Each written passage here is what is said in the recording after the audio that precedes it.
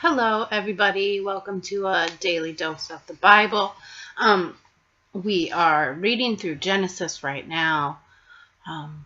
Today we are on Genesis 33. We've been reading about Jacob and Esau and their father Isaac. And they've been, Jacob's always been kind of a stinker. And Esau has been taken advantage of a few times by Jacob. Pretty seriously. He took his birthright. He tricked him out of it for some stew. Then he dressed up like him and got the blessing of the firstborn. And then he took off for places unknown to find a wife, or actually Uncle Laban's house. So now, as he's headed back to the land of his forefathers, Jacob has just been, he just wrestled with the angel, he appeared as a man, and I think it was the Lord or an angel of the Lord that he just wrestled with. And this angel displaced his hip really badly. And that's how he finally got out of wrestling, and said that his name was now Israel. And Jacob consecrated the place, made an altar, said, "This is great. God's surely here." And he has sent a big present to Esau to try to make some peace. So, chapter 33 starts out, Jacob and Esau make peace. That's good because brothers, especially twins, you want them to get along. So, then Jacob looked up and saw Esau coming with his 400 men. So he divided the children among Leah and Rachel and his 2 servant wives. He put the servant wives and their children at the front, Leah and her children next, Rachel and Joseph last. Then Jacob went on ahead. As he approached his brother, he bowed to the ground 7 times before him. Then Esau ran to meet him and embraced him, threw his arms around his neck and kissed him, and they both wept. That is really great. Then Esau looked at the women and children and asked, Who are these people with you?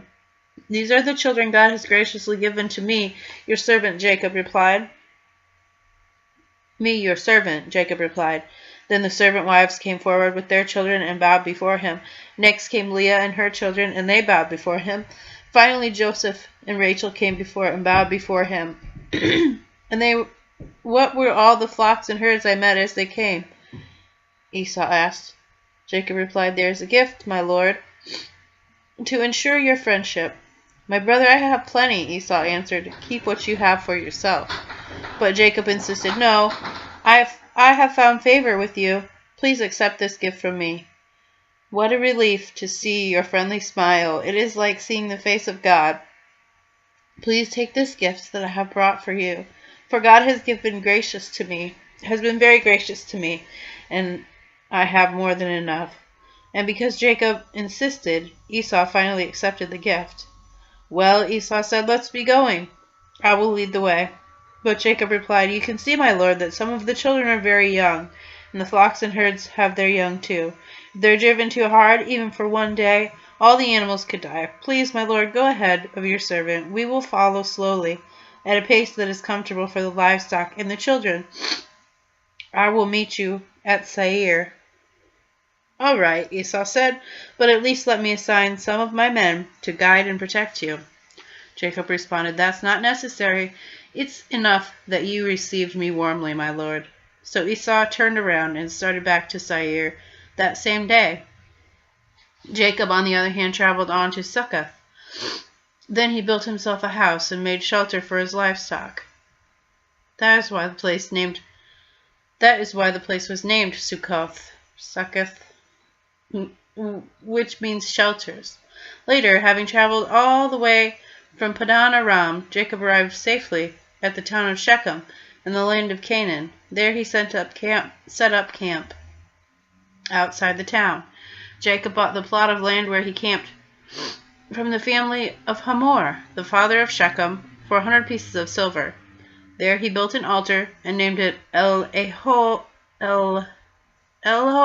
Israel. And it's God, the God of Israel, is what that means.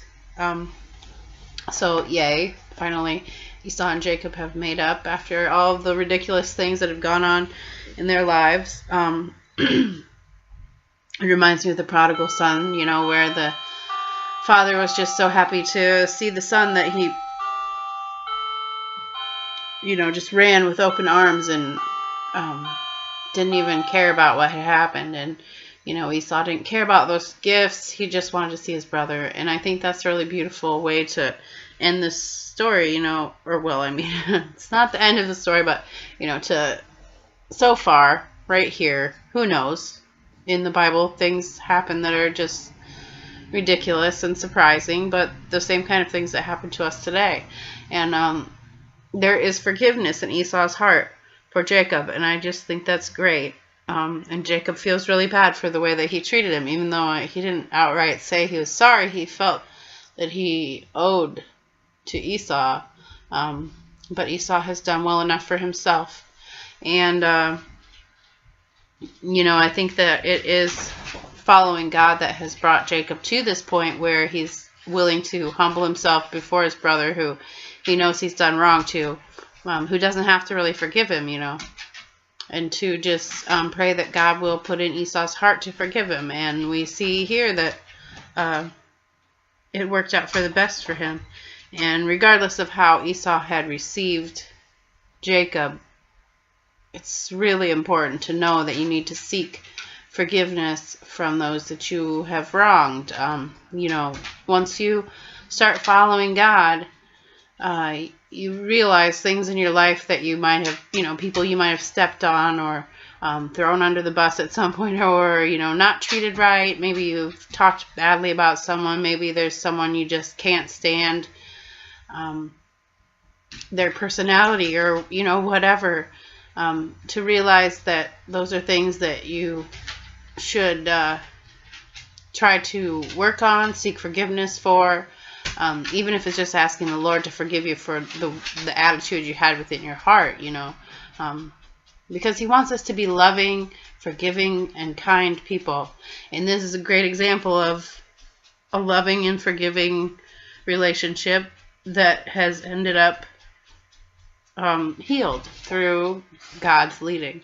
And I just pray that you'll take all those relationships that you might need healing, all those things inside of you that you might be transgressing, or, you know, you might be needing something, you might feel a hole gaping in your heart. You just ask the Lord to take those things, to fill those, to just fill you up with Him and less of you, more of Him, less of you every day. That's the way to be more like Christ, is just ask Him to fill you, and He will.